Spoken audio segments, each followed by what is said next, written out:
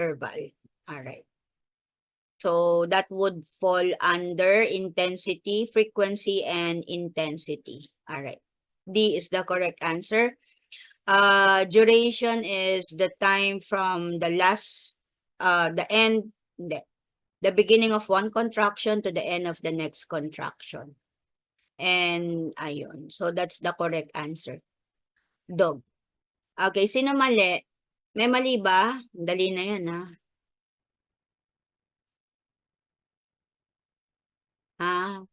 Wala dyan. Kasi nga, interval kung titignan natin, frequency. Pero that could fall under frequency.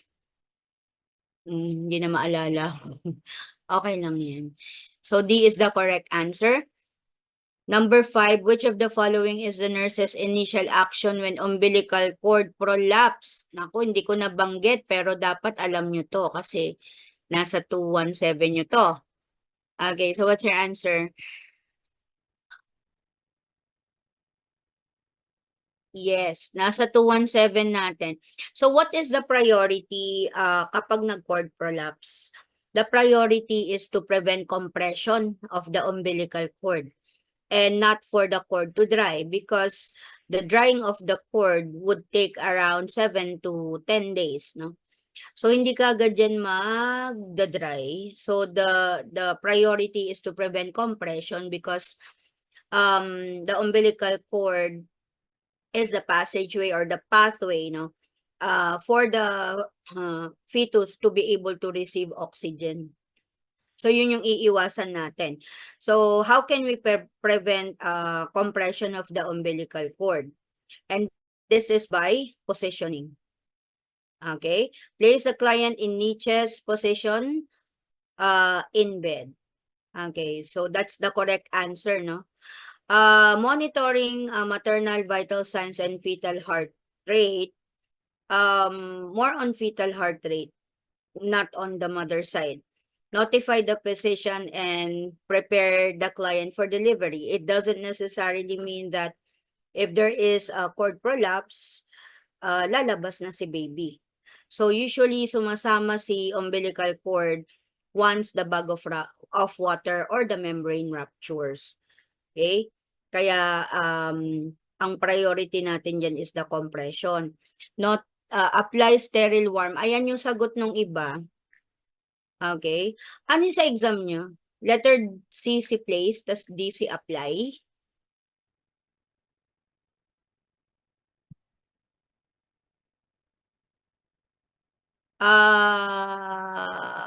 Was there any correction? Ang tama sagot dyan is place the client in niches. So hindi na bago. O, di tama. Hindi, tama. C, kung C sinagot nyo, edi yun yung lalabas.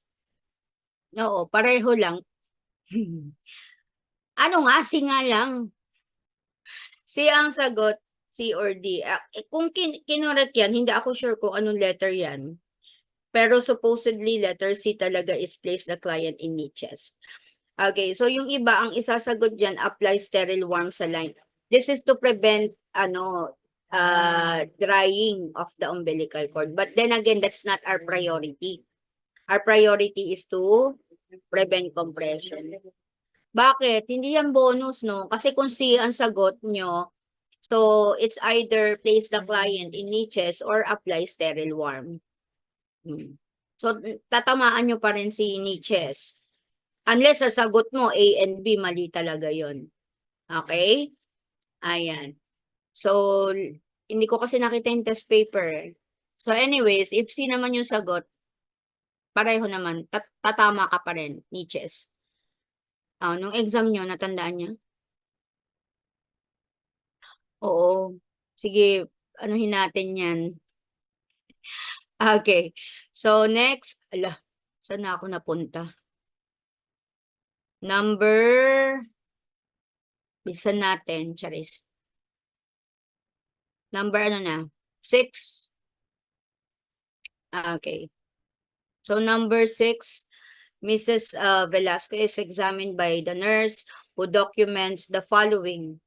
So, ang kanyang cervix is 9 centimeter dilated. Position is right occipito anterior. Station +2. So, pag +2, lagpas na, no? Sa 0, sa engagement. Okay? And the nurse determines that Mrs. Velasco is in which stage of labor.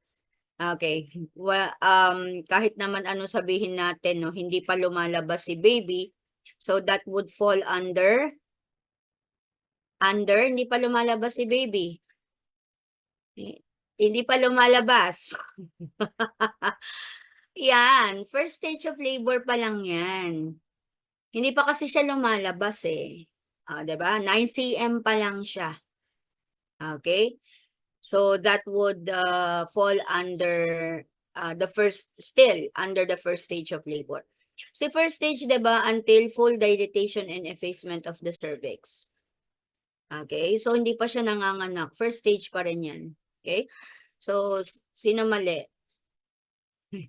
Sino mali? Okay. Number 7.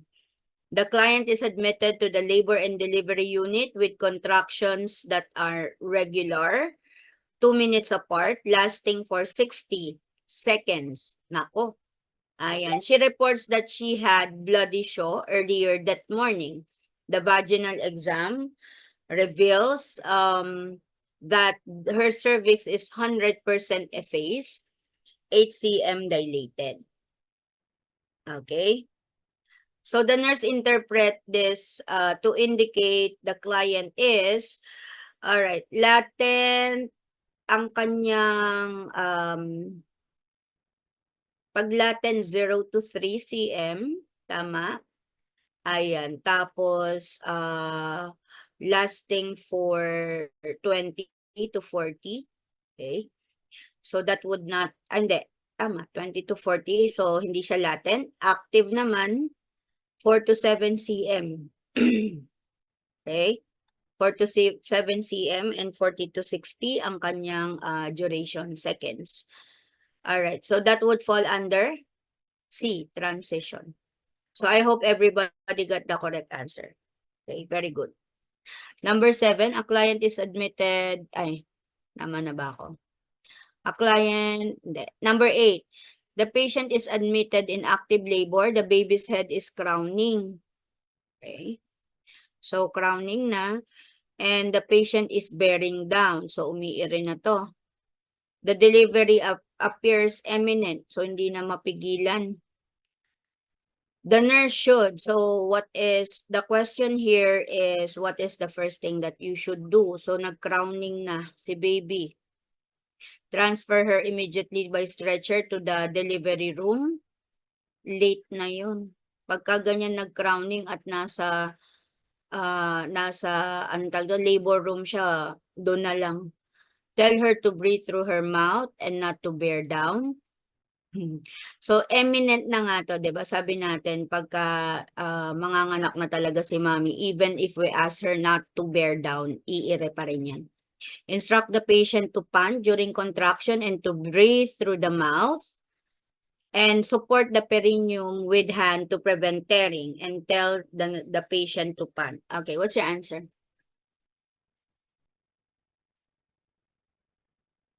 Okay. So, crowning na ito, no? Tama? Okay. So, pag crowning na, yung ulo nandyan na. So, yun na. Support the perineum. Ano nga ba tawag doon? Anong maneuver yun? Support the perineum to prevent tearing?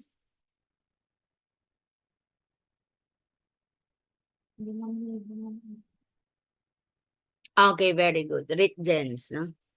Tell her to pant if it is not, hindi, kasi lumabas na yung head. So, hindi na niya kailangan mag-push. So, we need to pull the baby out to deliver the shoulder.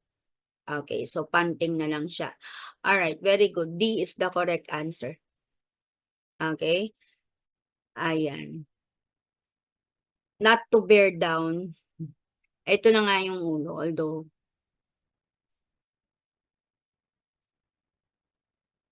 lumabas na yung head. So, we need to pull the baby out na. So, we support the head of the baby.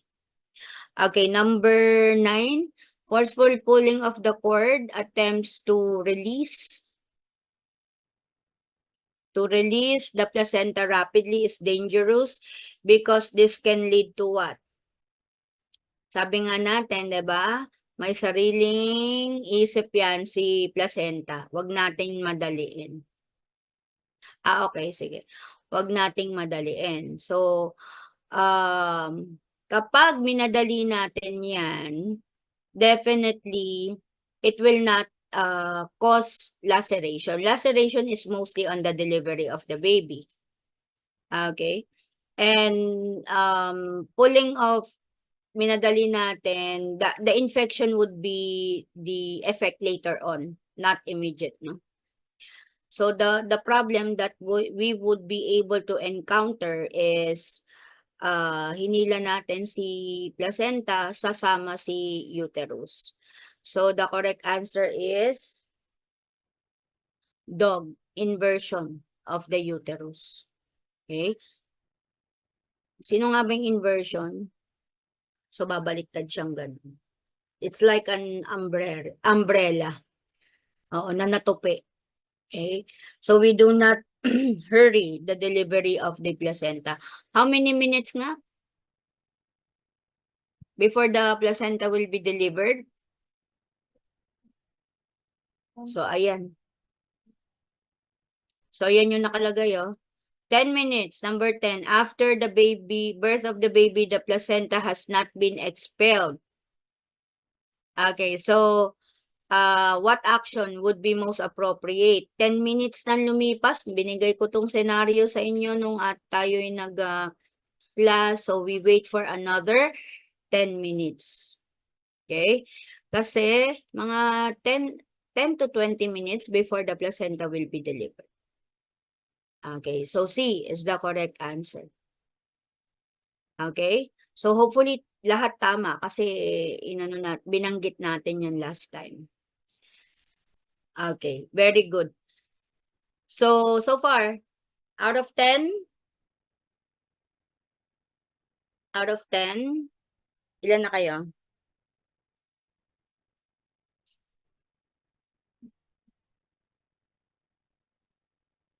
Wow! 10 out of 10. Look! 4 lang. Sige, marami pa naman. Okay. Number 11. Following placental delivery, your best action is to. What's your answer?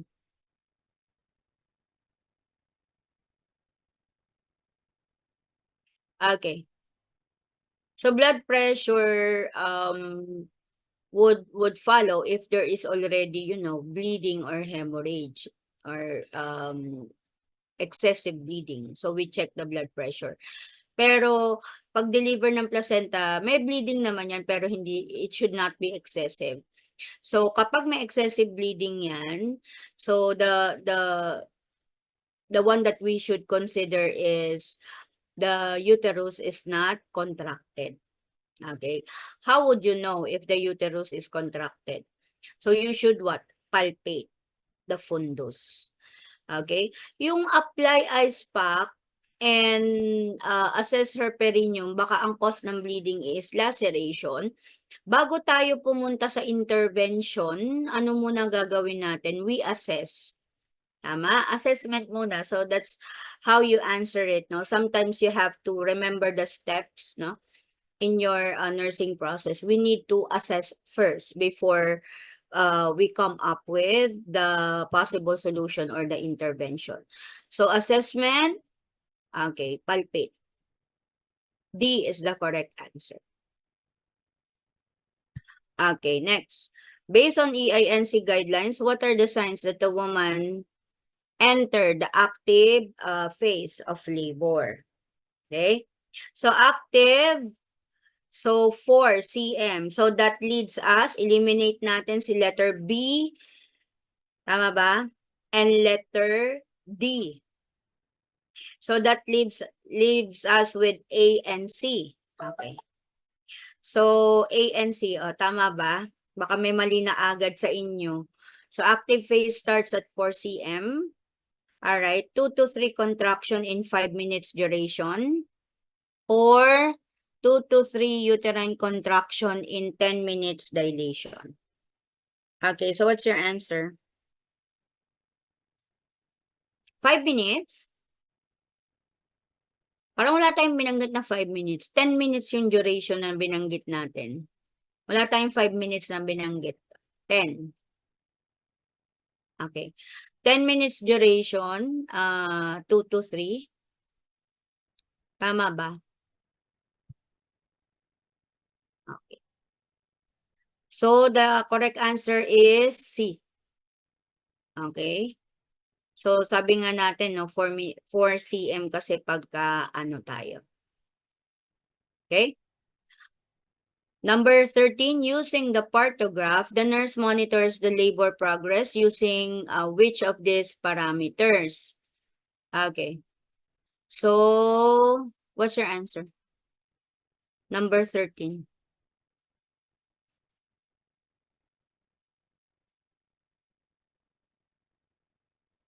Fetal heart tone, amniotic membrane, and liquor. Molding. Okay, we do not monitor the molding. Okay. How about letter B?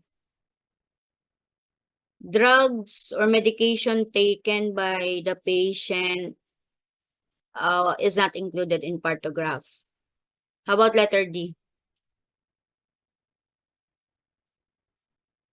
So that leaves us with C or D. What's your answer? Cervical dilatation, descent of the fetal head. Station meron no? May station doon sa partograph. Uterine contraction. Uterine contraction. Meron din eh. Okay. How about letter D? Fetal heart tone, meron. Maternal vital signs, meron. Cervical dilatation, meron. So what's your answer? Descent of the fetal head is station yan eh. So meron din siya. Na,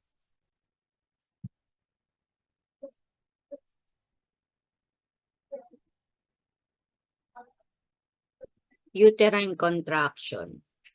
Every uterine contraction, every dilatation kasi. Sandali, nag-iisip ako. Uterine contraction. Meron dun sa baba eh. Meron dun sa baba. Oo. What are the signs lang naman ng tinanong?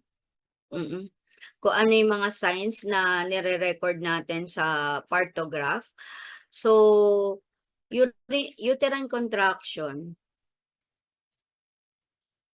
Meron tayo dun di ba? Duration, intensity sa partograph. Meron eh. Sige.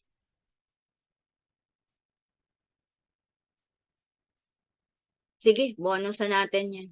Kasi both C and D, meron. Nako, di wala nang zero. May bonus na isa. So, wala na makaka-zero niyan, ha? Sana lahat bonus. Ano yun? Taka yung SM. Okay.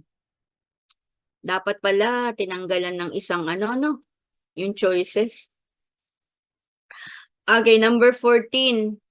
Important principles in monitoring labor progress of a primee using the partograph do not include active phase should not exceed 8 hours. Tama. 6 hours lang, diba? The rate of cervical dilatation should be 1.5 cm per hour. So, mali tayo dyan kasi 1 cm per hour tayo. Correct? Vaginal examination should be performed as infrequently as in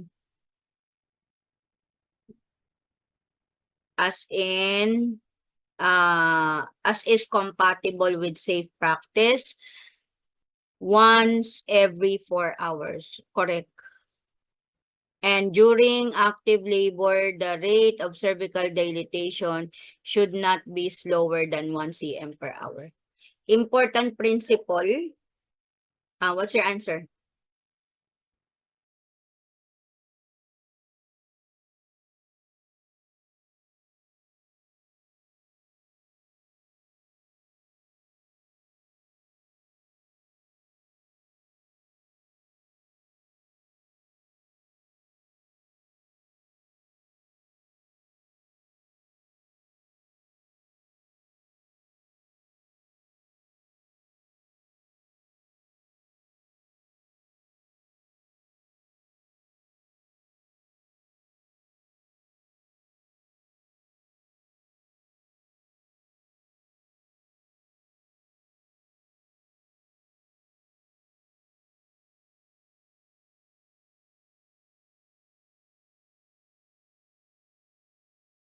Sorry, nawala ako. Okay, let me share my screen. No,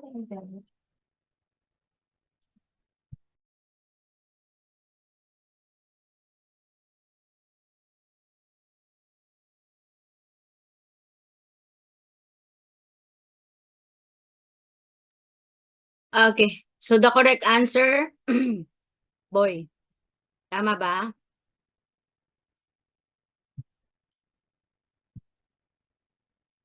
Okay. Do not, do not include. All right, number 15, the 4 protocols of EINC is done in the following order. Sige. Okay.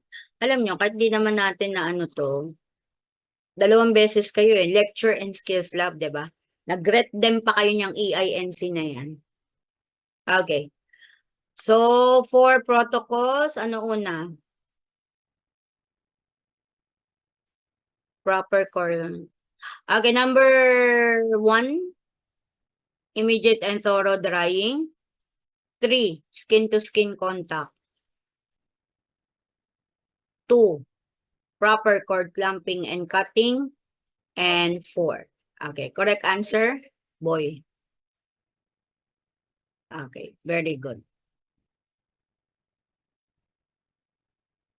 Okay. Ayan. So the following choices are included in AMTSL. Except, kahit na siguro kayo sa akin, no? Sabi ni ma'am, walang EINC. Okay. So, number 16, except. What's your answer?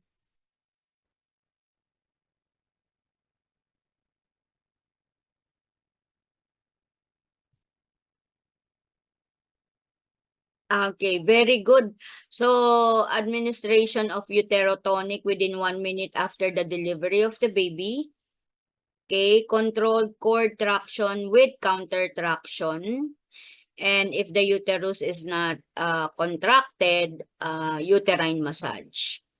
Okay.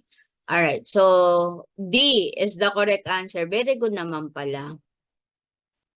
Yeah. Ano siya, doon siya sa steps. Okay. Except. Okay. Nalilito pa ba kayo dyan sa ganyan? Yung except, not. Okay. Kasi minsan, ano kayo, agresibo kayo sumagot eh. All right. Okay. That's good kasi dapat nasasanay kayo. No? Na nakikita yan mga yan. Minsan kasi sasagutan nyo na lang eh. Correct. Even the choices. Kasi minsan yung choices, ano eh. Oo, may mga tama lahat. So you just need to choose the best answer or which one is your priority. And you have to consider the principles like, yun na nga, sa nursing process. Unless puro intervention yung binigay, which would be your priority. Okay, pero kung may intervention, may assessment, syempre ang unahin natin assessment. Oo, may ganyan talaga na tama lahat, no, yung sagot, but you should know the priority or you should choose the best answer. Okay? All right, 17. It is not recommended to remove the vernix after birth. Okay, so what's the answer? Regulate the temperature is when the baby is inside the mother's womb. Okay. Ayan. So, to prevent hypothermia is skin to skin contact kasi yan eh. So it's not with regards to the vernix. Okay. So to help the hypothalamus mature, nothing to do with the vernix. So when during the training of EINC, no, ako rin naman nagulat din ako eh. Kasi ang alam ko yan for temperature eh.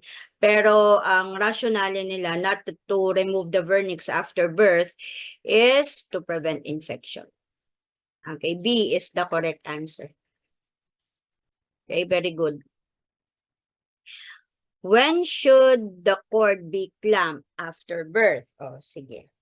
Kailan nga? Or tayo dyan, diba? Okay. So, A, when the cord pulsation stop. B, not less than 1 minute in terms and preterm, and between 1 to 3 minutes. These are all correct. Okay, very good. D is the correct answer. Okay. All right, next. Number 19.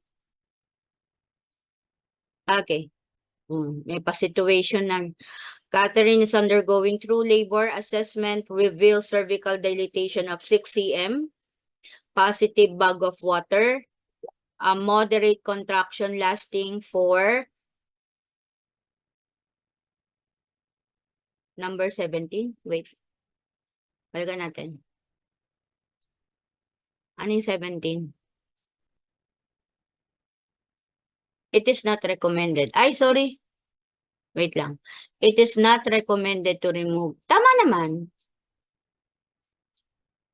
The purpose of vernix caseosa is to prevent infection. Tama, di ba?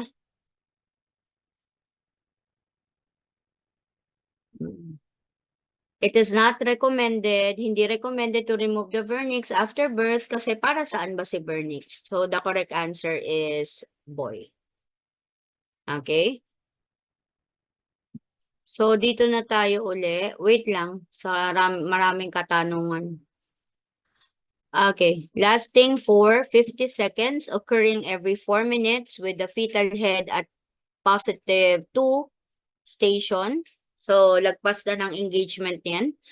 Vertex is located near Catherine's right buttocks. So, the vertex is the head, cephalic presentation ito, right side, and angular parts facing her left abdomen. Catherine is undergoing what stage and phase of labor? So, 6 cm, active phase na to. Tama? So, this is still under first stage of labor. Okay, correct answer? Boy. Okay. First stage of labor pa lang, di pa naman lumalabas si baby. Tapos 6 cm na siya, so that it would be in the active phase, which is phase 2. Okay? Alright, next. Based on the assessment findings, ito yung inaano nyo, nirereklamo ninyo, lalo na si, Charis. Pagsalubong sa akin, ma'am, ba't may ganito? Okay. Ayan. So, based on the assessment findings of Catherine, her baby is in what fetal position? O, tignan natin. Okay. So, wait lang. Hindi ko makita. Vertex. Tapos, nasaan yung ulo niya? Ano ba naman to? Lumalaki, lumiliit lang. Okay, vertex. Tapos, right buttocks. So, Catherine's ulit. Vertex is located near Catherine's right buttocks. Paano natin malalaman kung anterior o posterior? Right. So right occipito,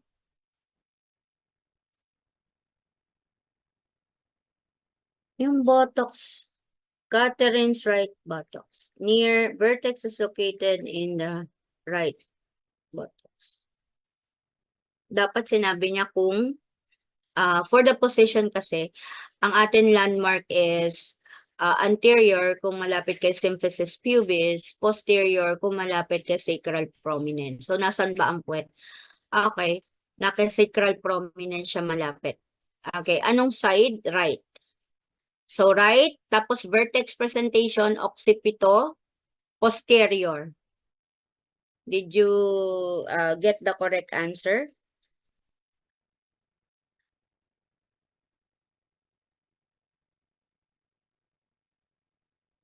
Okay. So, ulitin natin ha. So, sa position, if ever you encounter it again, sa position po, ang tinitignan natin dito is the presenting part. Okay? So, kung occiput, O, yun nasa gitna. Okay? Now, titignan natin kung anong side siya. So, usually, right and left. Right and left. Okay? Right side. Di-divide natin si pelvis sa 4. Okay? So, sa baba, we have the symphysis pubis. And sa taas, we have the sacral prominence. And this is the right side and the left side. So, kung sa buttocks yan, usually, malapit siya kay sacral prominence. Pag sacral prominence, ano yan? Tawag dito. Pag sacral prominence, posterior. Pagka symphysis pubis, anterior. Okay? So, buttocks is sacral prominence, posterior siya. So, right occipito, posterior. Ang mababago lang naman din dyan sa gitna is the O, depending on the presenting part. So, kung bridge ito, yung O is sacral or sacrum, magiging S yan.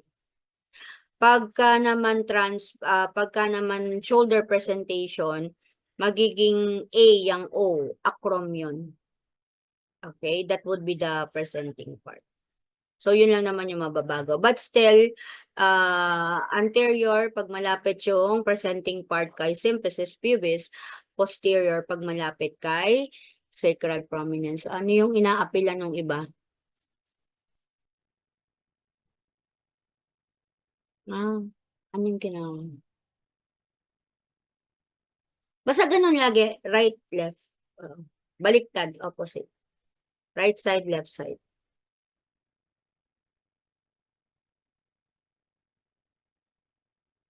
Anong bonus? Walang bonus-bonus dyan.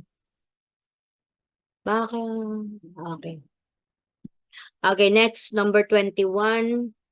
Based on the above fetal position of Catherine's baby, the best site to auscultate for the fetal heart rate would be on what part of Catherine's abdomen. So, vertex naman to, tas nasa right ang buttocks. So, ibig sabihin, yung back niya nasa right din.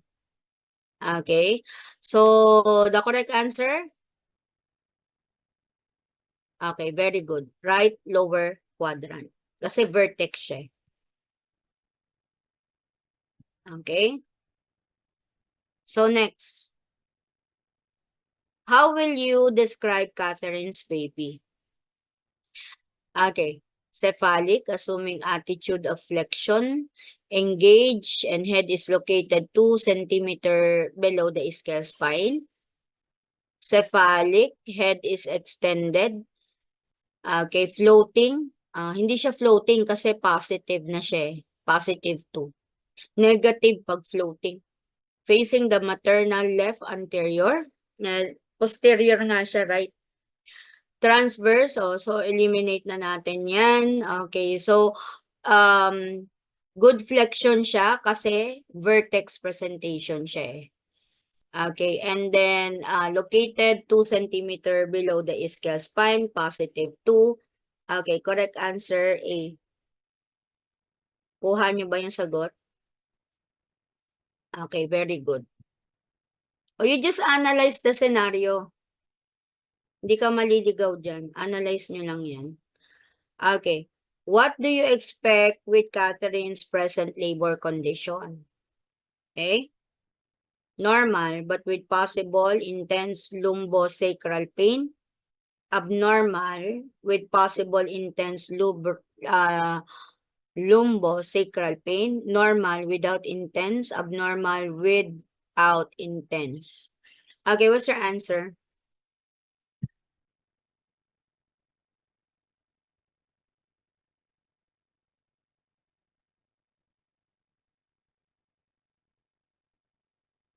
Bakit A?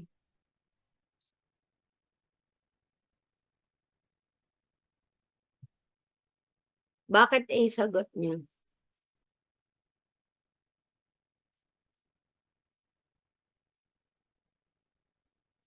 Ilang cm na siya? Kasi nasa 6 cm na siya. Oo. 6 cm na kasi siya eh. Okay. Ayan. So, correct. And normal naman kasi vertex naman din siya. Okay. Tapos, nag-descend naman na siya. Ano na siya eh. Past engagement na. Alright. So, the correct answer, A. Bakit C yung sagot niya? Bakit without intense? 6 cm na to. Active phase na to. Okay. Next. All is true regarding engagement. Sana all engage. Okay. So, A. Bitter. Okay. Refers to the settling of the presenting part of a fetus far enough into the pelvis to be at the level of the ischial spine. All right. If the baby is said to be engaged, it means that the widest part of the fetus has passed through the pelvic inlet. Okay. Non-engagement of the head can be a sign of cephalopelvic disproportion. Correct. Fetal engagement is a sure sign that the patient will undergo a normal spontaneous delivery. Okay. Oo naman, you should love maternal. Tsaka yan yung tinatanong sa board exam, hindi si OB. Okay, what is your answer?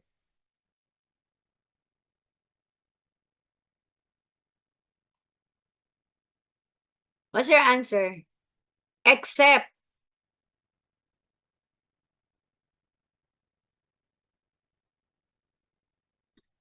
settling of the presenting part enough into the pelvis to be at the level. Correct yan. Letter B, engage if the widest part of the fetus past the pelvic inlet. Correct. Letter C, hindi yan mag-i-engage pag CPD eh. Alright, very good. So the correct answer is D. So it doesn't mean na kapag ka na-engage na is NSD na yan. So there might be instances that also depending on the progress of labor, pag hindi siya nag-progress no or hindi progressive yung labor niya, kahit engage yan, hindi bababa si baby. Okay? So it is not a sure sign. Okay? So D is the correct answer. Sino mali?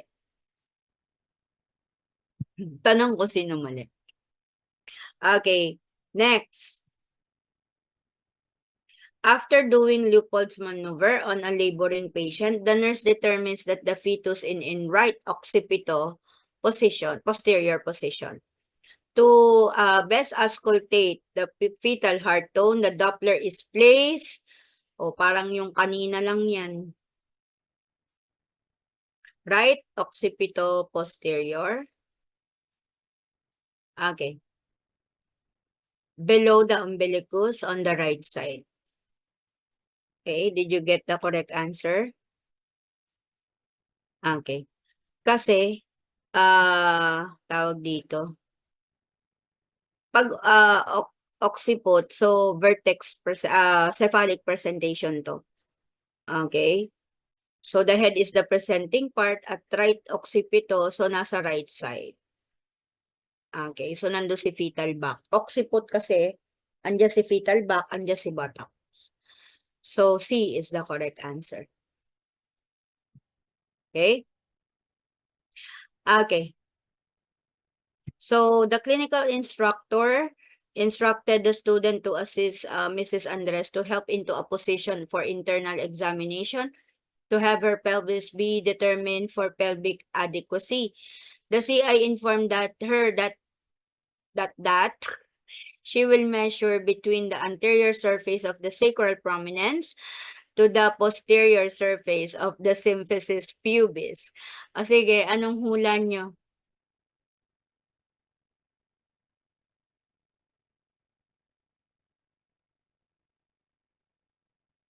Okay. Correct. It's the diagonal conjugate. Actually guys, 'di ba dalawa lang naman 'yan, si scale to veracity tsaka si diagonal conjugate yung mine-measure natin diyan. Okay, so nagbanggit kasi siya dito ng symphysis sacral prominence eh. Si scale to veracity hindi naman natin sinusukat 'yan. Okay? Hindi natin yung ganun, 'di ba yung IE pa ganyan? The sacral prominence, to symphysis pubis. Insert natin. Tapos yung ito, touches the sacral prominence. So, ang pagbabasihan lang natin dyan is, ayun no, sabi, anterior surface of the sacral prominence and symphysis pubis. So, pag IE natin, itong middle finger natin should be touching the sacral prominence. And ito yung babara sa the symphysis pubis. Okay, so yun lang yung tatandaan natin. So, that's the diagonal conjugate. Si scale to veracity, di ba yung sa outlet, yung, sino to? Si scale to veracity, di ba? Symphysis pubis. So, yung pagitan ng dalawang scale to veracity, yan si outlet. Ayan yung sinusukat natin. Okay? Kung makakaraan si baby. Okay, so the correct answer is boy. Okay, if the fetus is in left occipito anterior, which is the ideal, during labor, you would interpret this to mean the fetus is left occipito anterior, facing right, anterior of the mother's abdominal quadrant, longitudinal lie facing the right posterior, o de mali na, right posterior ano nga anterior nga so mali na.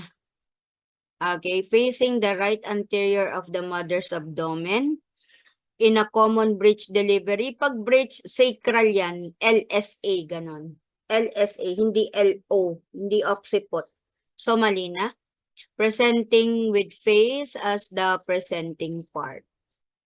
Okay, so the position would not determine the attitude of the baby. Okay, so the correct answer, boy. Tama sagot niya, boy. Tama ba? Wait lang. So we have left occipito. Oo. The face, it's facing the right pelvic. Nakaharap siya. Oo. Kung yung occiput niya nasa left, so yung mukha niya is facing the right quadrant. Right quadrant of the abdomen. So anterior, hindi, tama. Boy. But A sagot niya? Wait. Longitudinal lie facing the right posterior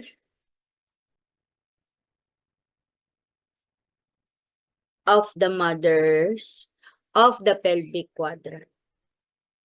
LOA nga siya Ba't sagot niyo?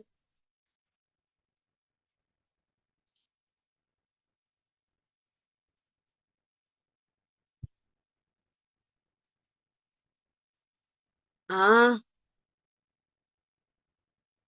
longitudinal.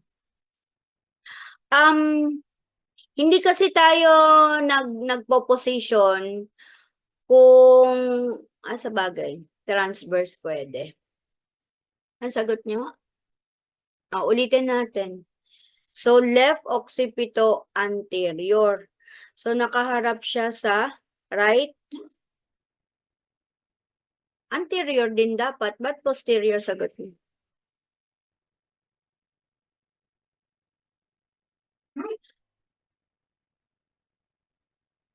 Oh, ano yung ano? Catherine? Ano yung kay Catherine? Ato?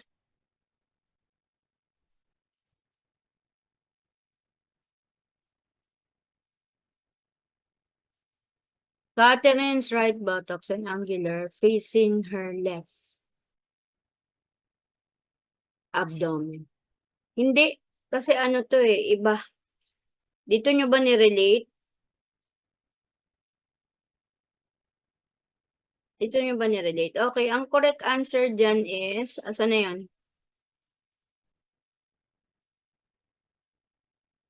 Mm, right anterior. Anterior, dito. Left occipito anterior siya So, nakaharap siya sa right, anterior din dapat.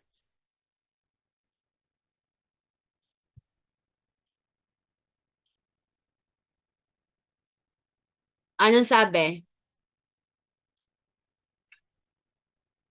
Sabi ni Harold.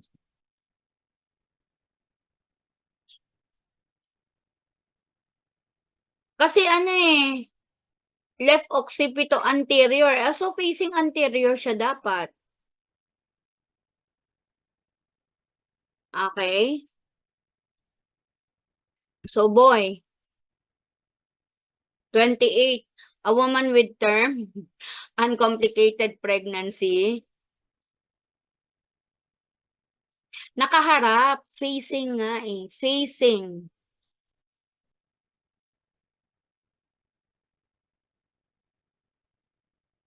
LOA.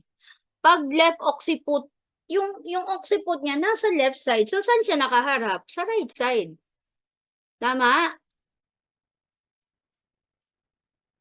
Okay? Yan. Intindihin nyo kasi yung tanong ayan, no? Facing. Pero anterior kasi siya, kaya hindi right posterior. Right anterior. Okay? Nako, hirap sa position. Pretty today, ganun. Okay. May isa na nga, 'di ba? May isa na tayong bonus. Ako tatampalin ko kayo, maternal, magagaling ang mga prof diyan. Mga batikan ng ano diyan. May hawak ng maternal, mayos kayo. Oo, binga.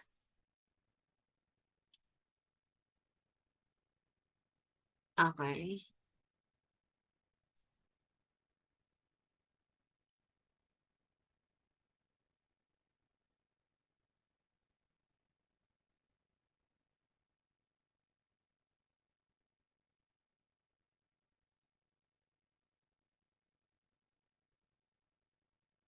Oo nga, binga. Binga yung sagot.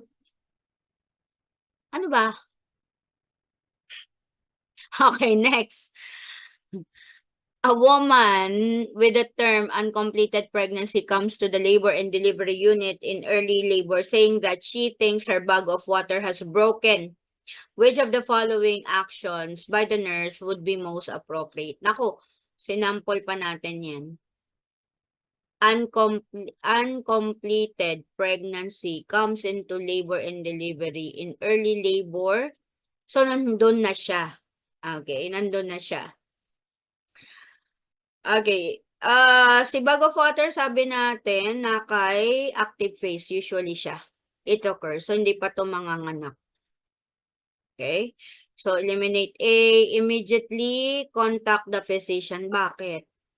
Diba? Sa nursing intervention, that would be the last option. Unless emergency yung case natin.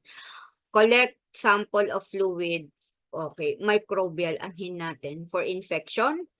Okay, so the first thing that you should do is assess.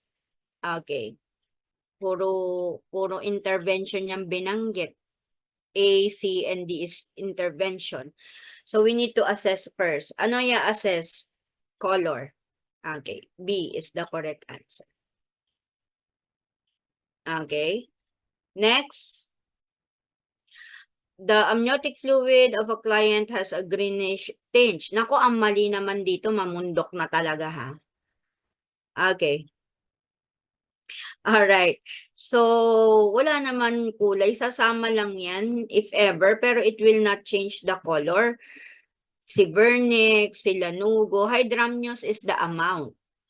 Okay. Greenish tinge, meconium stain yan. Okay. Ang mali, mamundok ha.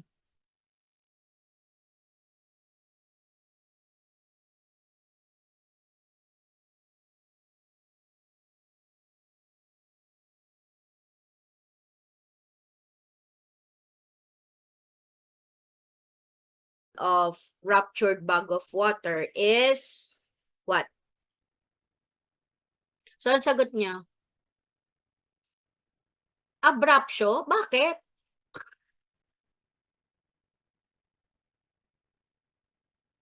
Bakit abruptio?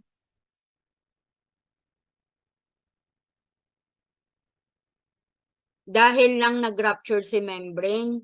Pag nag-rupture si membrane, that would cause abruptio. Okay. Hindi natin pinapalakad si mommy kapag nag-rupture na si membrane to prevent the possibility of yan. Pag nag-rupture si membrane, ang kanyang common complication is cord prolapse. Okay? So we don't encourage the mother to ambulate pag nag-rupture na si bag of water. And usually, lalo na to kung yan, multigravida na kasi siya eh. Anong posibleng mangyari? Kasunod na niyan si baby. Kaya hindi natin pinaglalakad ang multigravida na ruptured ang membrane. Okay? So B is the correct answer. Okay, next. A client who is being admitted to the labor and delivery unit has the following assessment findings. Gravida 2 para 1. 40 weeks gestation, contraction 2 minutes apart, and lasting for 45 seconds. Vertex presentation, positive for ang station na. So, pag positive for ang station, ano na siya?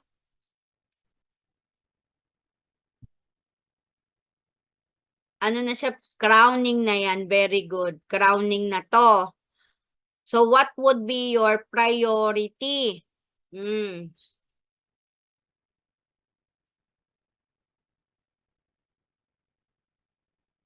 Placing the client in bed and begin fetal monitoring.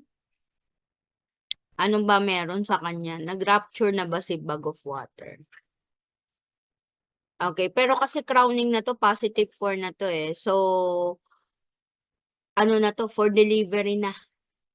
Okay? Alright, very good. Prepare for immediate delivery. Kasi positive for crowning na to.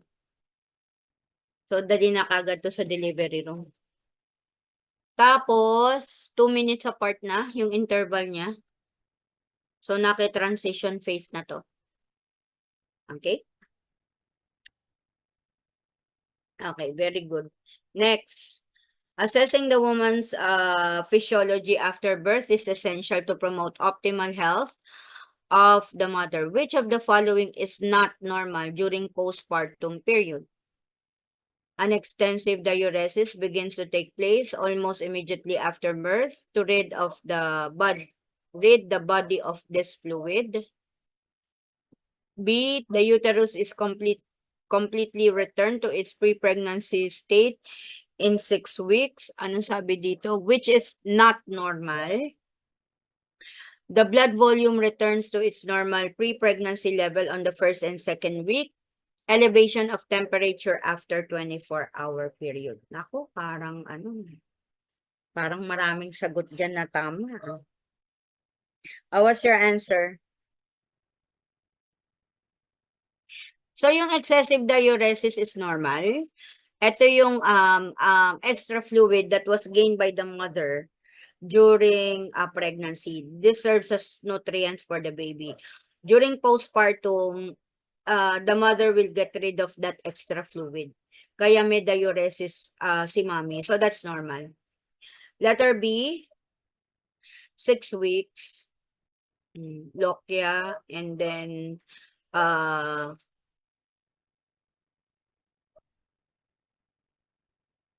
si uterus kasi completely return to its pre-pregnancy.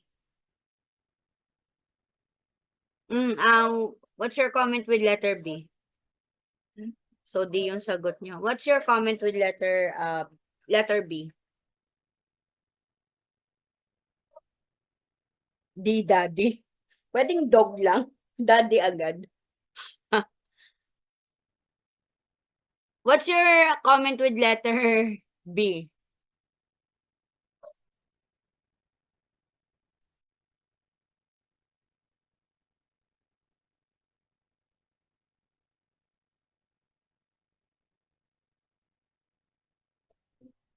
Kasi 'di ba si uterus non-palpable na 'yan.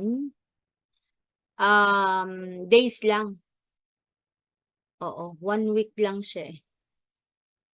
Hindi, ang sabi kasi completely return to its pre-pregnancy state.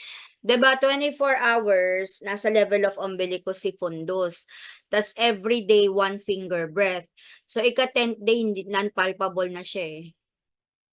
So parang ang tagal nung 6 weeks. Okay? Si letter C, correct 'yan.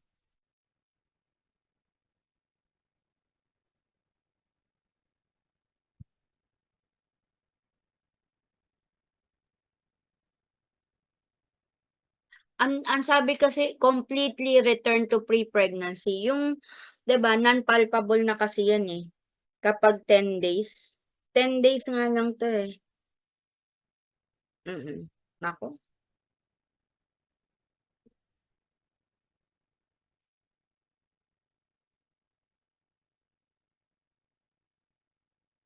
ano number 'to? 13, 32. Si letter D is definitely not normal. Okay, elevation of body temperature after, the word after, yan yung nag-cause kaya hindi siya normal. Within 24 hours is normal. That's just a sign of dehydration. Beyond 24 hours, that is already a sign of infection. Mm-mm. Okay, sige. For letter B, because completely, no? Sa bagay, we're talking only about the size for the 9 to 10 days. Non-palpable na siya. Pero ang sabi doon, completely return to its pre-pregnancy state. Okay. So, D is the correct answer. Mas hindi normal to, eh. Yung sinasabi kong 10 days, tama, you might be referring to the size, we might be referring to the size only. Pero ang sabi dyan, completely return. So, everything, bumalik sa normal in 6 weeks.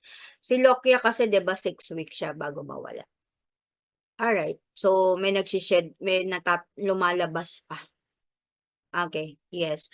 So, elevation of body temp after 24 hours is an indication of infection. So, D is the correct answer. Okay.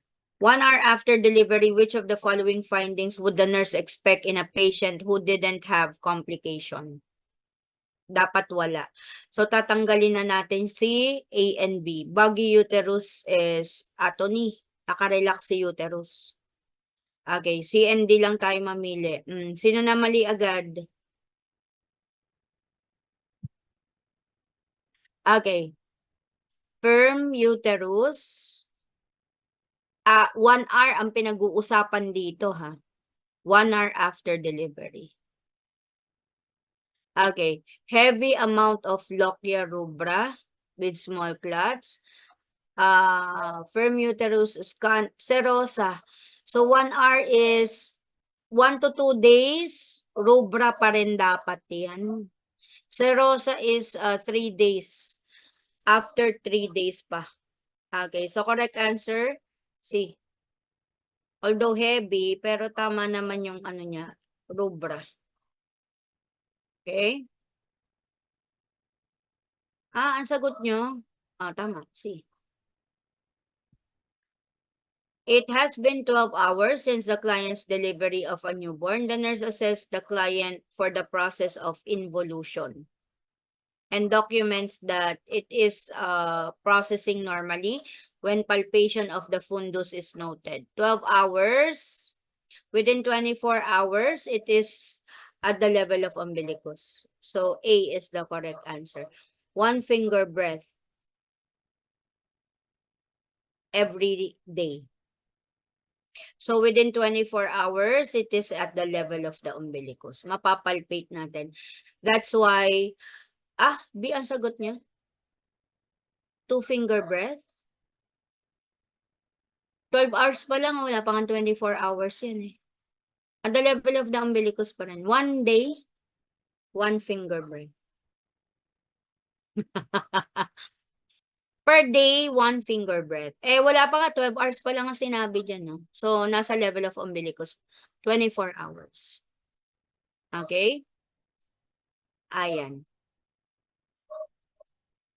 So, next, 32-year-old gravida vaginally delivered full-term infant without complications. She states that she would like to take a nap but allows the nurse to take vital signs and perform an assessment. According to Riva Rubin, the nurse recognized that the client is experiencing what phase? So, ang focus niya is yung sarili niya. Kasi ayan, gusto ko matulog muna ako. O, kung ang sinabi niya, gusto ko padedehin na yung anak ko. That would be the taking hold phase. Pero ang focus niya dito is herself. So, correct. Very good. Taking in phase pa lang siya. Okay, boy. Nakuha ba ng lahat? Okay, next. Multiparous client visits the urgent care after 5 days. Center 5 days after vaginal delivery, experiencing persistent lochia rubra in moderate amount. So the client asked the nurse, why am I continuing to bleed like this? So the nurse should instruct the client that this type of postpartum bleeding is usually caused by which of the following? Okay. 5 days na siya, rubra pa rin. Okay, si rubra is hanggang 2 days lang. Okay, so what's your answer?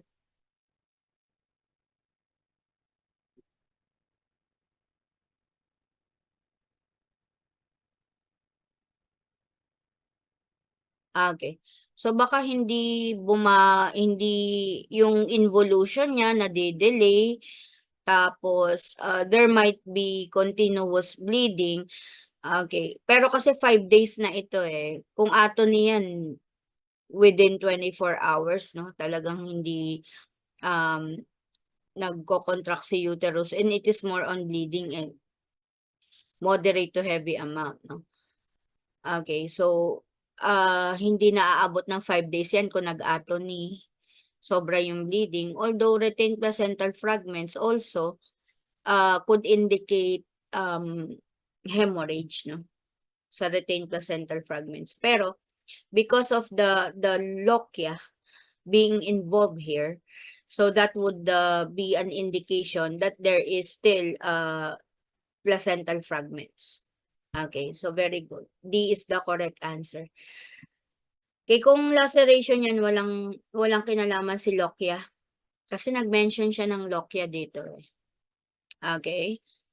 So, kung vaginal laceration, wala. Cervical laceration, wala. So, that leads us with atony or retained placental fragment. Okay? Since pinag-uusapan si Lokia, so that has something to do with the retained placental fragment. Alright, very good. D is the correct answer. Okay, 37. Okay.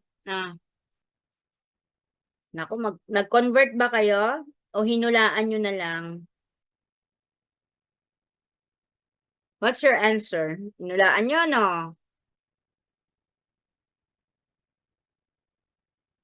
Pero kung titignan mo, so, eliminate natin si letter C kasi first 24 hours, that's normal due to dehydration. So, A, B, or D? What's your answer? Okay, ilan si 100.8? Ilang ano yan? Degree Celsius if you convert.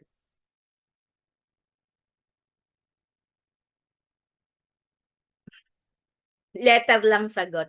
38. Okay. Kasi ang temp should be 38 and above. Oh, yan tayo. Hindi kayo nag-compute eh. Kasi ang 2 days postpartum pwede eh.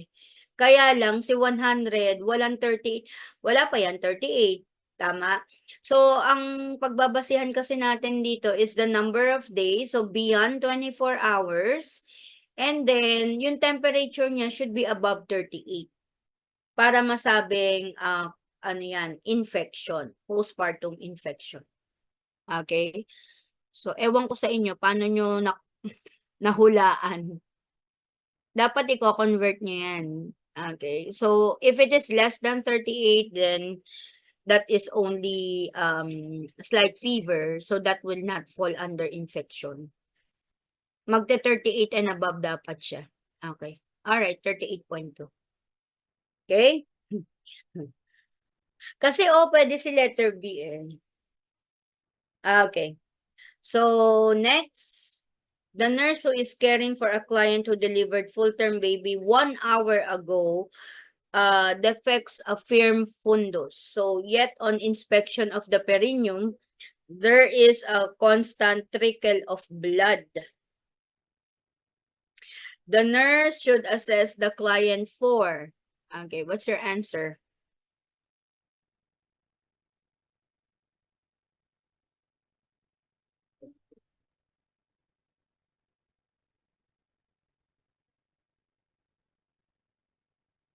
Firm na si fundus. So, tatanggalin na natin si A at si C.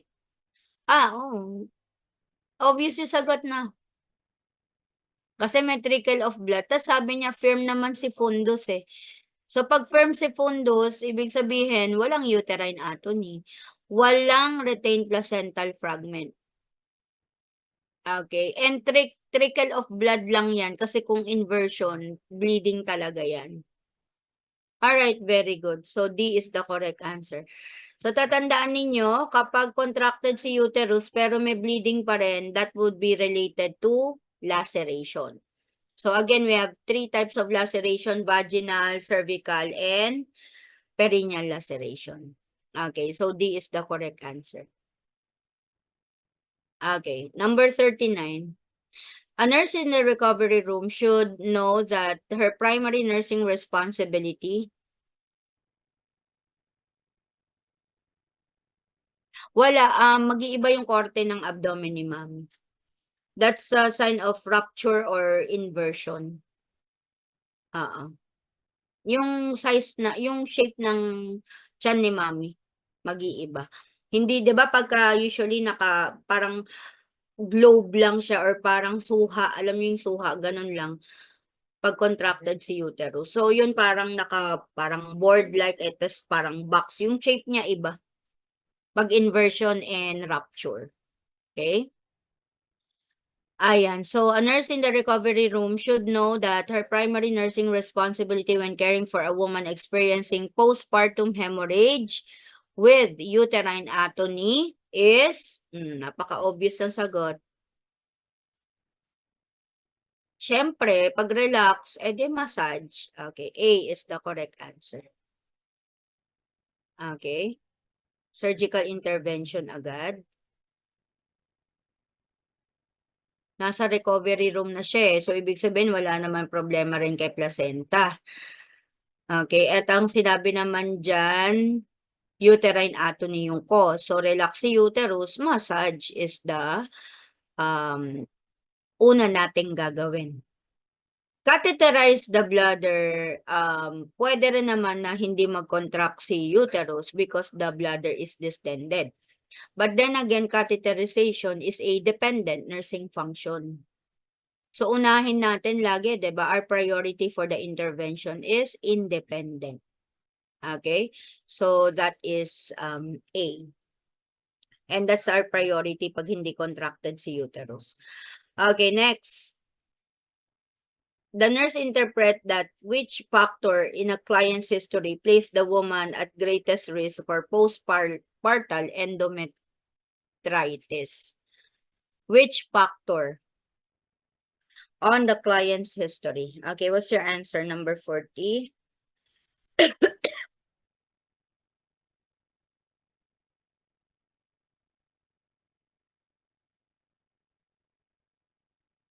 Okay. So, external fetal monitoring, we eliminate that. External naman to. Hindi naman magkakos ng infection. 8 hours, letter D, 8 hours after labor is not prolonged labor ito eh. Hindi siya prolonged labor. Okay?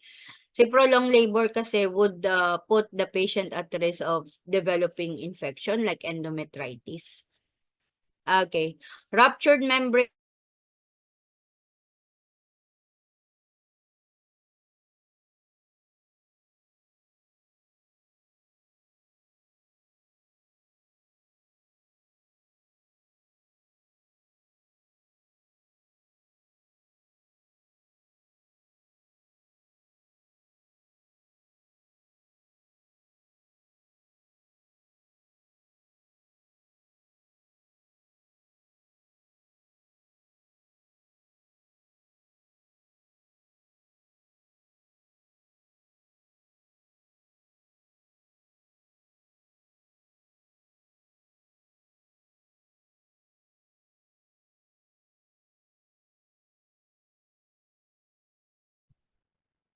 Okay.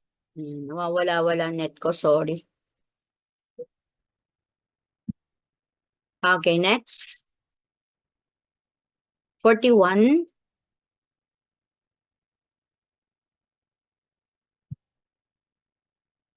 About 2 weeks after delivery, Mrs. Demetria develops a small reddened area on the breast. That is hot and ano yan? Hindi mabasa. Tender to touch. She complains that she feels as if she's coming down with the flu. Temp is 38.4. So, lagpas ng 38, sign of infection yan. The nurse knows that these are signs and symptoms indicative of. Okay. So, ang sinabi dito, reddened area on the breast. O, alam na this, mastitis. Okay. Breast engorgement will not have the sign of ano yun? Bakit may anong react?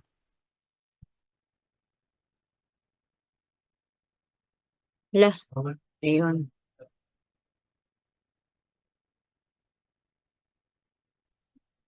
Okay. 42.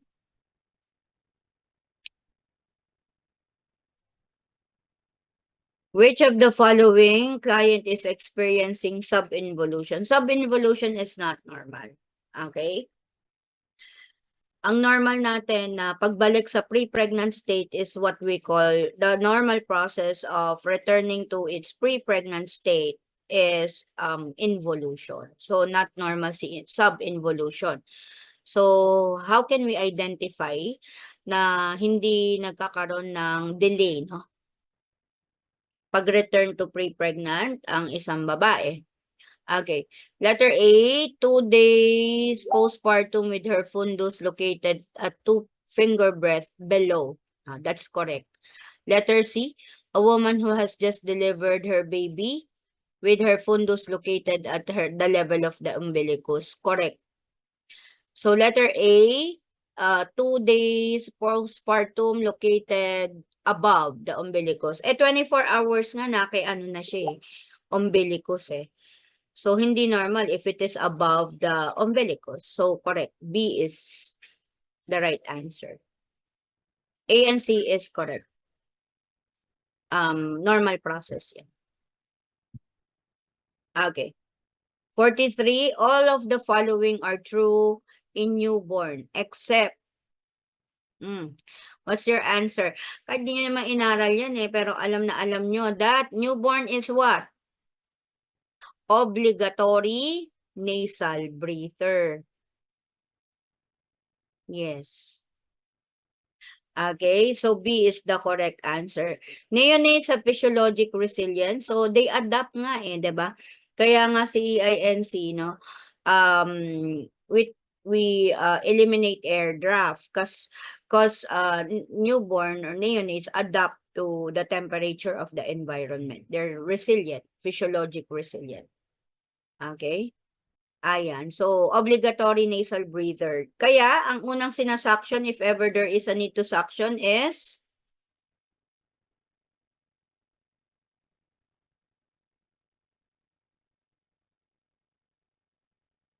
anong we? Obligatory nasal breather siya. So, anong unang isa-suction?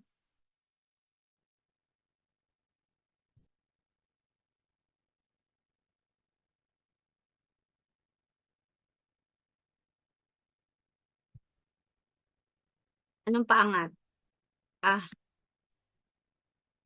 Bakit si nose? Unang isa-suction?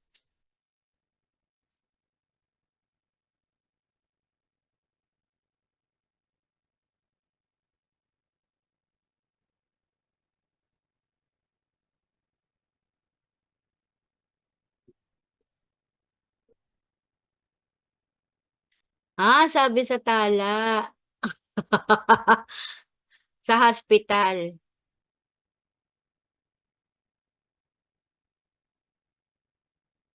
Okay. Kasi dito natin ibe-base ko ano yung una nating sa suction, no? Because they are obligatory nasal breather. Okay? Anong need mag-adapt?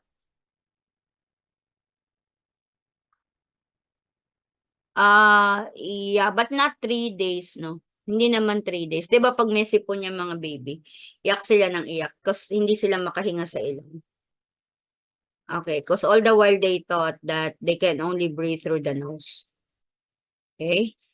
So, obligatory nasal breather kasi sila. Okay. So, in comparing, nako, ito na. Baby Bella's head and chest measurement, which of the following observation?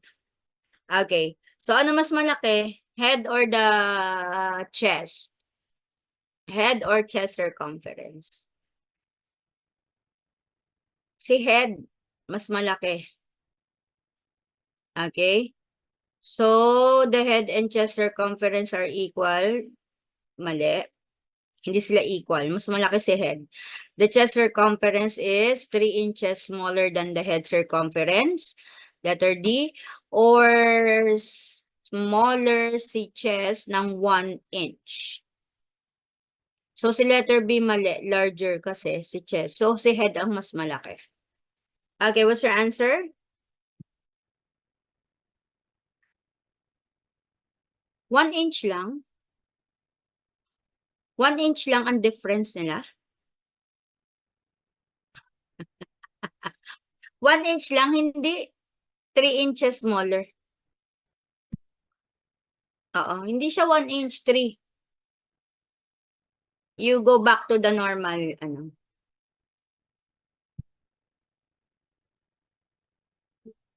Oh, 2 to 3. Oh, hindi siya 1 lang. It's more than 1 inch. Okay, D is the correct answer.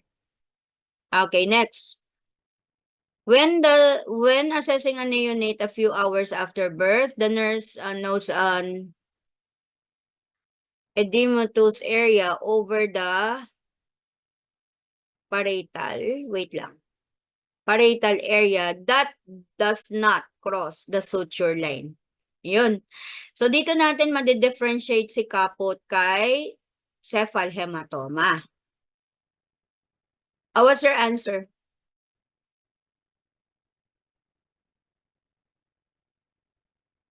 So, it's not A and B. So, that leaves us with C and D lang. What's your answer? Okay. So, ang sabi dito, does not cross the suture line. Okay, si kapot, kung kapot ang sagot nyo, it crosses the suture line, si kapot. So, ang sagot, dog. Si cephalhematoma nasa isang side lang, so it doesn't cross the suture lines. Nandun lang siya. Pero si kapot kasi buo yan eh. So, it crosses the suture line. Okay, so the correct answer is dog. Kasi nakatama. Ang hindi nakatama, tatamaan. Okay, next. You are assessing the 1-minute APGAR score of a newborn baby, and then you note about the following. So, meron siyang heart rate of 130 beats per minute, pink body and hands with cyanotic feet. So, 1 lang yan. Flexion of the arms and legs, 2. Active movement, 2. Crying, 2. 2. 2, 4, 6, 8. What's your answer?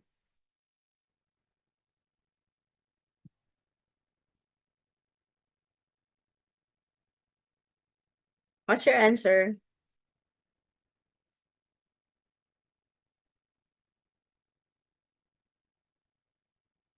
Ulit. So, normal. Heart rate. Yung heart rate niya normal, 130.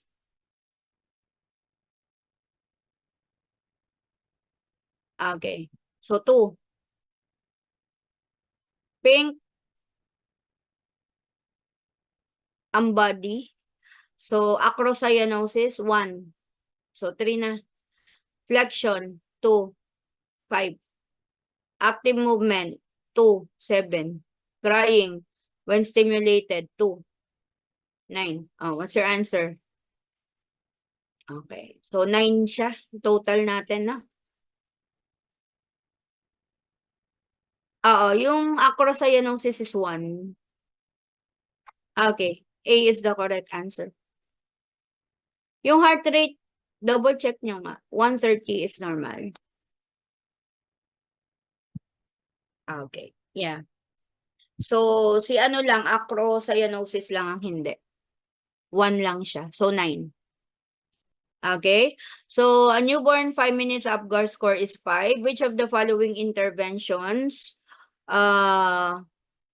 will you provide to this newborn? 5 minutes, APGAR is 5 pa rin. Okay. Continue to monitor. Some resuscitation. Full resuscitation is needed. So, for the score of 5.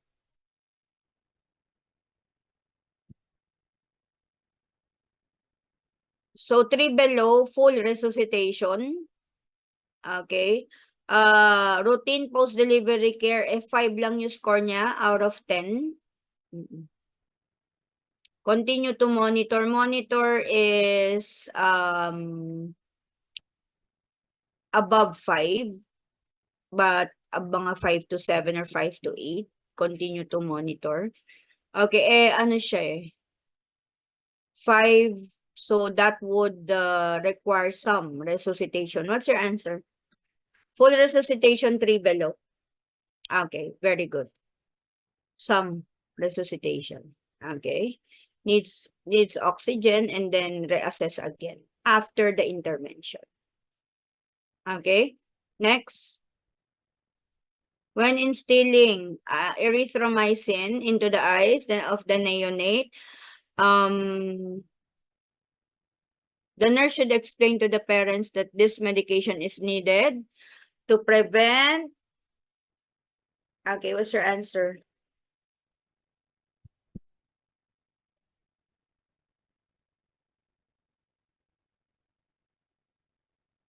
Tama, to prevent gonorrhea and ophthalmia, that would result to ophthalmia neonatorum. Tama? Bakit B? Blindness si ophthalmia neonatorum. Okay, that is caused by gonorrhea. Okay. Okay. Well, asan na ako? The nurse observed the newborn has a hoarse cry. Yan naman tayo sa hoarse cry. She knows that this indicates what? Hoarse cry. Increase ICP is ano yung lastic cry yung parang matinis, sobrang tinis. Okay. Premature is weak cry. Weak cry. Okay. Hoarse cry, yung parang garalgal, ganon, parang yung boses ko medyo pause. So that would that would indicate that there is what? Obstruction. And obstruction is stridor. Laryngeal stridor. Alright, very good sa mga nakakuha. Okay? Weak cry pag premature, parang kuting lang kung umiyak. So after explaining to the mother of a male neonate scheduled to receive injection of vitamin K soon after birth about the rationale for the medication, which of the following statement by the mother indicates successful teaching? Okay, bakit daw kailangan mag-inject ng vitamin K? Wala ba niyan si baby? Meron wala? Wala, kaya nga tayo mag-i-inject Okay? So, successful ang teaching pag naintindihan ni mommy. So, ano sabi ni mommy? My baby doesn't have the normal bacteria in the intestine to produce the vitamin, this vitamin.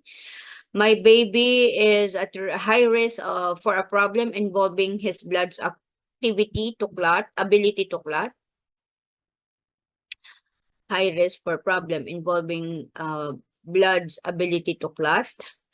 My the RBC my baby formed during pregnancy are destroying the vitamin K. So, mali. My baby's liver is not able to produce enough of this vitamin. So, it is not in the liver. So, we eliminate C and D. What's your answer?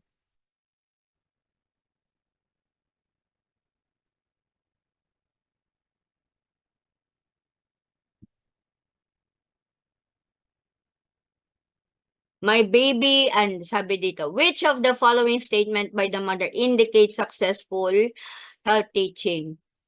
Bakit magbibigay ng vitamin K? Ang sabi dito, bakit kailangan magbigay ng vitamin K? Nagtanong si Mami. So, kailangan po kasi ng vitamin K ng anak ninyo kasi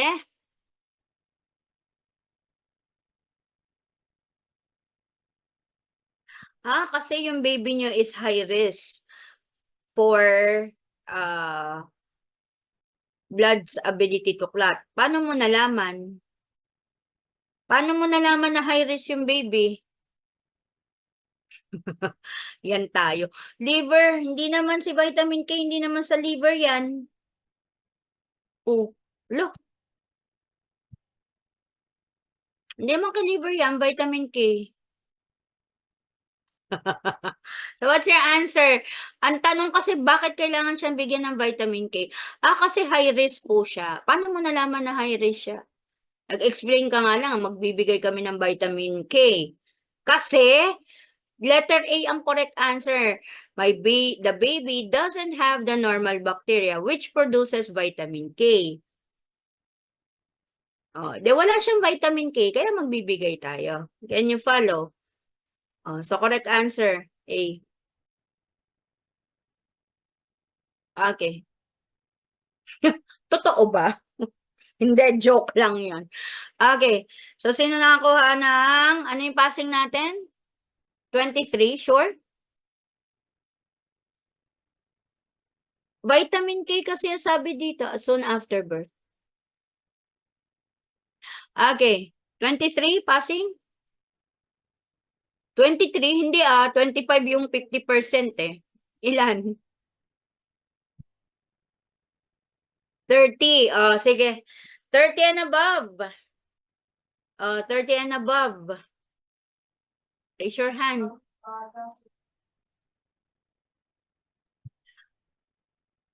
Ang lungkot naman.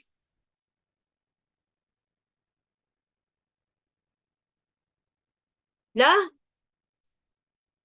sabi ko raise your hand eh. Hindi ko naman sabi mag-heart react o kaya ano. May raise hand dyan, di ba?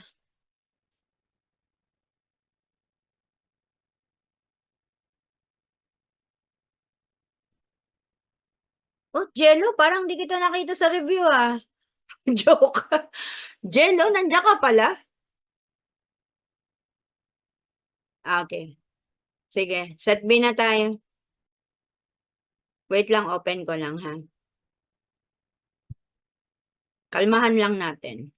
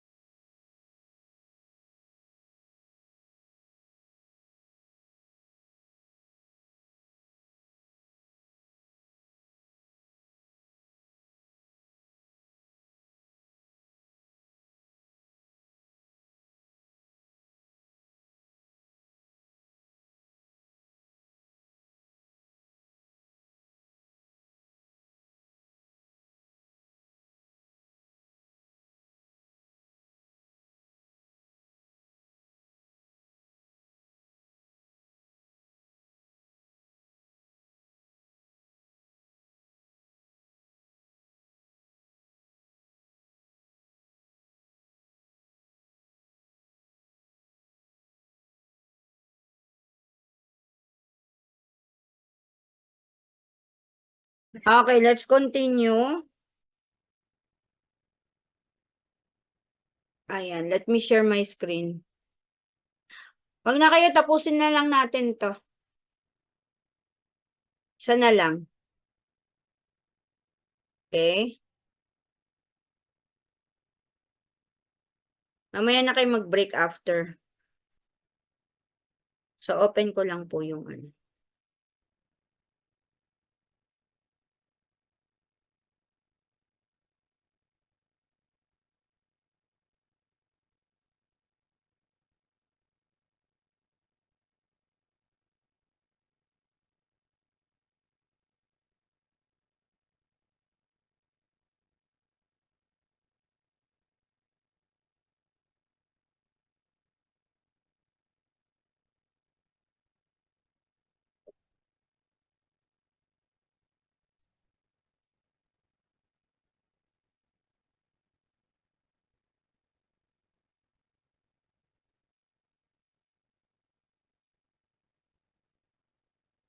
Okay.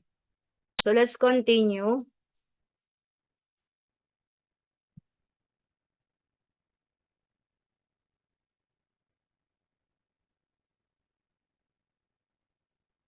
Okay, so this is set C. Okay. So, si set C is different from the set A and D. Okay, there are some questions lang naman that was added in set B. So, almost the same. Set C and D, ito. Okay? So, last na to. Okay, Nurse Rochelle is a clinical instructor educating nursing students. Ay, sige. So, set C, na-rationalize na natin to ha. 1 to 7. Okay. Okay, so number 8, clinical instructor educating nursing students about anatomy and physiology of the male and female genitalia. They will be correct in saying that the function of the clitoris includes A, secrete substances to enhance sexual stimulation. B, secrete mucus with an alkaline pH that enhances the viability of the sperm. C, lubricate vulvar skin and provide bactericidal secretion. Assist with sexual stimulation by secreting smegma. What's your answer?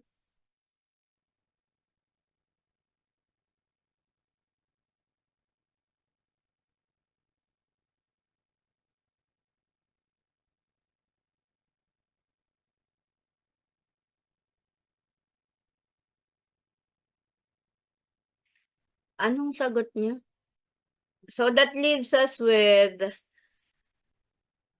hindi siya nagpo-produce ng alkaline fluid to protect the sperm. Okay. Siguro hindi ko na-mention sa iba, no? Hindi na-mention ko yata to, si smegma for female.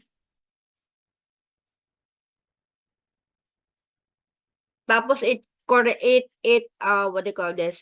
It secretes fluid that enhances sexual stimulation. Okay? Correct answer, dog.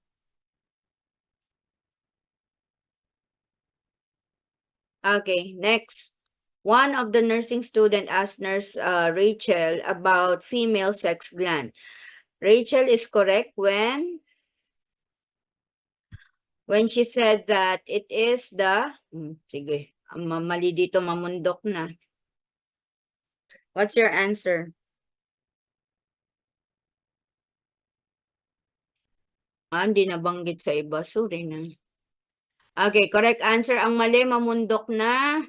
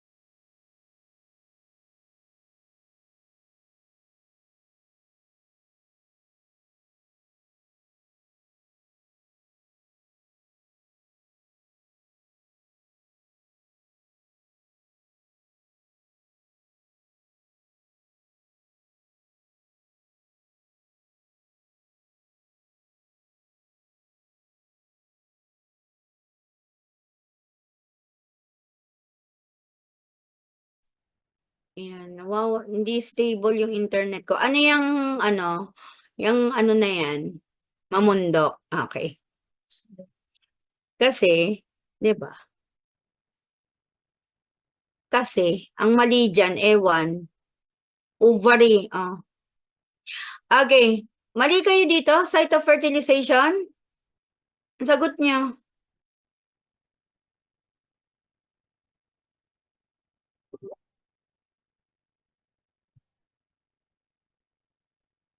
Wait lang, pataas daw ng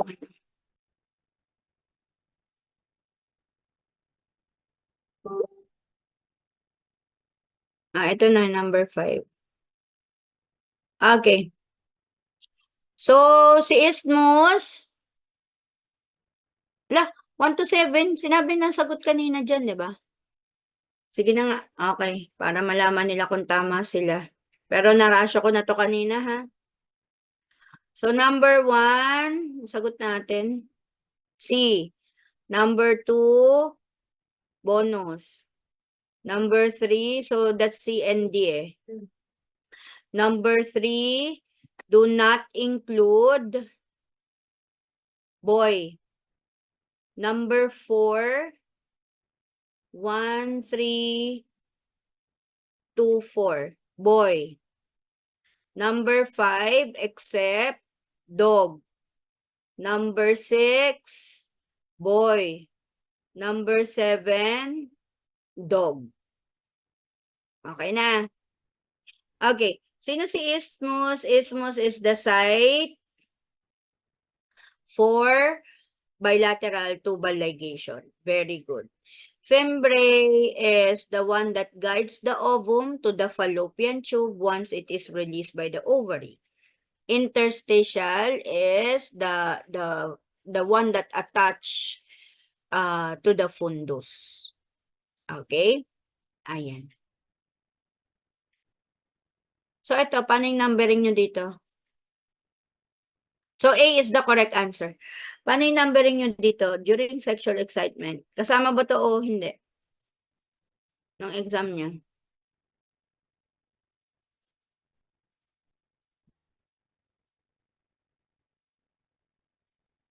Disregard. Alright. Sige, sagutan na rin natin. During sexual excitement, this part of genitalia change its color. So, ano sagot dyan? Change ang color? Sana ito na lang ano. Correct, Maynora. Very good. Para mas madali ito. Pero hindi, madali rin naman yung isa. Which of the following final process the spermatozoa must undergo to be ready for fertilization? What's your answer? Look, spermatogenesis? Final process na to, guys. Fecundation is fertilization. So, ano yung final process that the sperm needs to undergo before fertilization to dissolve the zona pellucida? Capacitation. Okay. Nabanggit natin yan sa fertilization. Alright. Next. Fetal assessment. Yes. Okay, sige. Ay, ano yung nakataas ang kamay? Sorry na.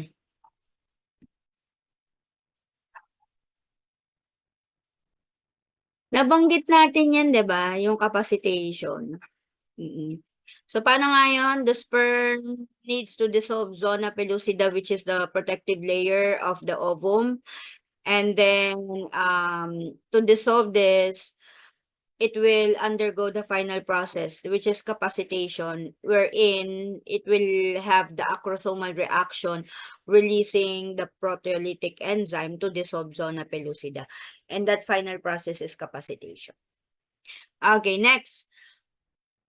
Reveals mababa si alpha fetoprotein. So the nurse is aware that the test result may indicate. Okay. So kapag mababa si AFP, ibig sabihin walang naglilik. Pag walang naglilik, walang NTD. Walang neural tube defect like spina bifida. Okay? Wala yan. Mataas yan. Dapat. Kasi nagli-leak siya.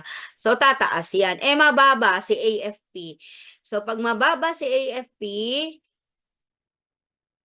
chromosomal defect tayo, ha? So, that would be trisomy 21 or your Down syndrome. Very good. Okay? Which precaution would you take with a pregnant women following an amniocentesis? So, amniocentesis is aspiration of amniotic fluid sample. Number 3.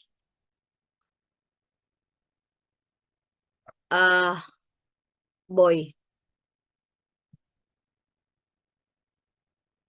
Okay. So, going back. Okay. Remind her not to raise her head for 4 hours.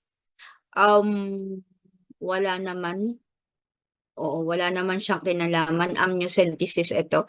Assess fetal heart rate and possible uterine contraction. Perform vaginal examination. That is just to confirm kung amniotic fluid yung lumabas kay mami, 'di ba si Ferning? Pero nothing to do with amniocentesis. Assess for increased abdominal distension. It would not be included as a complication for amniocentesis. All right, so the correct answer is okay, boy. We need to assess the fetal heart rate. Since may tusok, may puncture tayo, that could lead to uterine contraction. Number 14, a pregnant client reveals elevated AFP. Okay. So si phenylketonuria, cystic fibrosis is a genetic disorder. Okay. So paano ba natin malalaman itong genetic disorder? So usually it's karyotyping or your CVS, chorionic villus sampling. Doon natin makikita si genetic disorder but not in the AFP or alpha-fetoprotein. So kanina, mababa, chromosomal defect. Pag mataas, ibig sabihin nagli-leak si AFP, so that would be your structural defect or neural tube defect like your spina bifida. D is the correct answer. Very good. Okay. All but one are normal result in performing biophysical profile. Okay, all but one. So, lahat tama except sa isa. Okay, so what's your answer? A, at least one episode of 30 seconds breathing movement. At least 3 episodes of fetal limb, correct? Must extend and flex extremities and spine at least once. 2 or more heart deceleration. Oh. So dito pa lang, hindi nyo naman alam to kung sino matandaan si biophysical profile. But as we all know, deceleration is not normal. Bumababa yung heart rate ni baby. Okay? So all but one are normal. So ang hindi normal is deceleration. Okay. Kailan pa naging normal yung pagbaba ng heart rate? Okay? So the answer is dog. Okay, very good. So sometimes, no, halimbawa, nakalimutan nyo or hindi na-mention, so i-analyze nyo lang yung choices. Kung hindi nyo man alam kung ilan dapat yung movement, ganyan. Pero the fact that the letter D mentioned deceleration, that is not normal. So more or less, that would be the answer. Okay?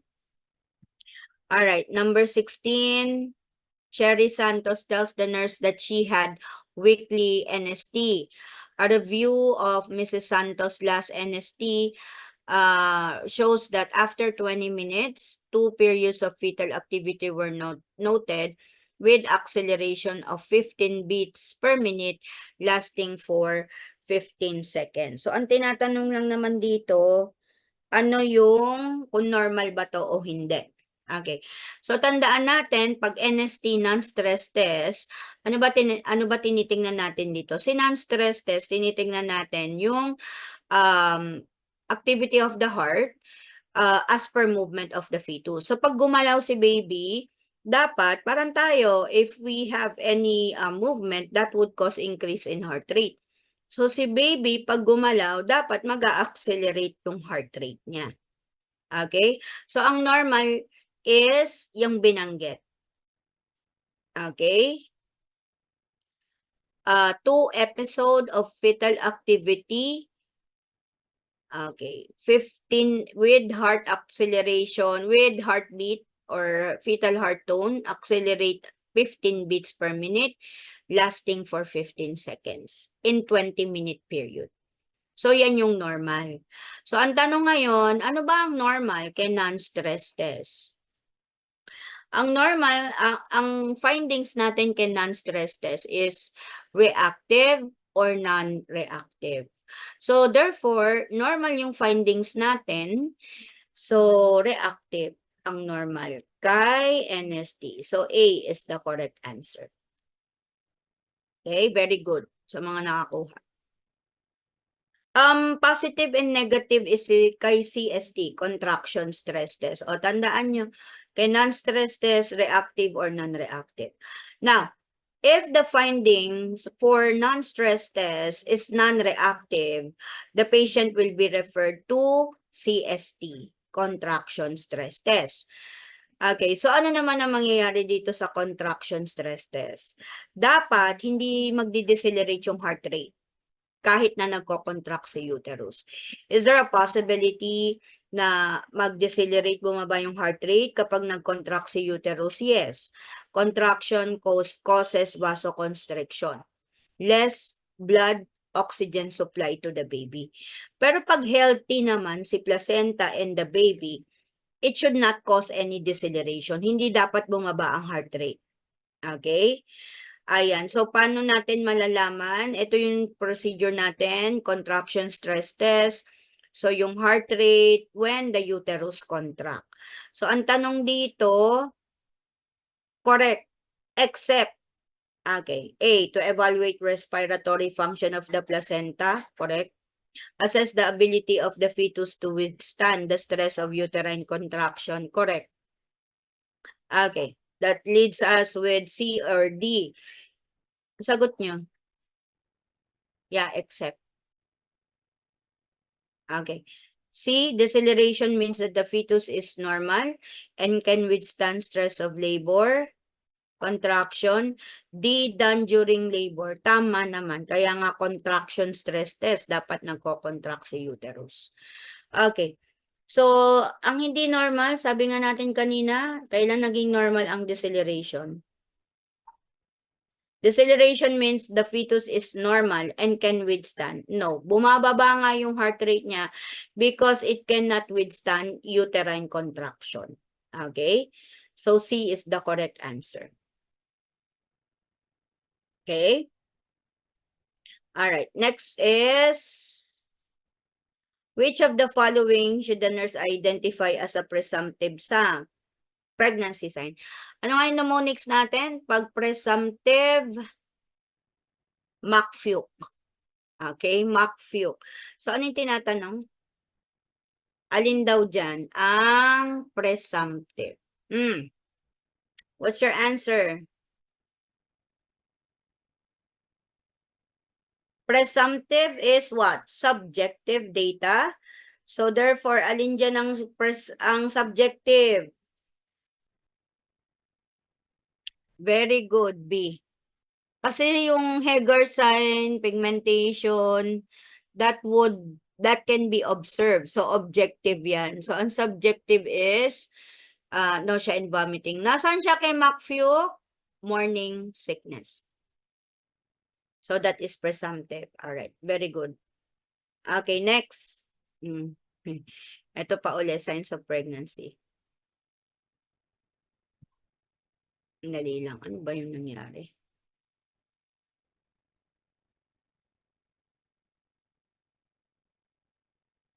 Okay.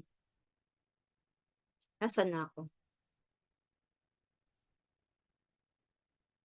30-year-old multigravida client has missed 3 periods and now visits the prenatal clinic because she assumes she is pregnant. So, 3 beses na siyang hindi nag-mens. She is experiencing enlargement of the abdomen, positive pregnancy test, changes with the pigmentation of face and abdomen. This assessment finding reflects this woman is experiencing a cluster of signs of pregnancy. So, this are all can be observed. So, pinalpate si abdomen, the fundus was palpated above the symphysis pubis, so there is enlargement. Nag-positive si pregnancy test niya. Okay, and we can observe that there is pigmentation, okay, of the face. And that includes, sa face, it's your cloasma or melasma, and in the abdomen, we have the linea nigra. Okay, so this would fall under the things that we can observe, probable. Very good. Objective ito. Okay? Ayan. So, B is the correct answer.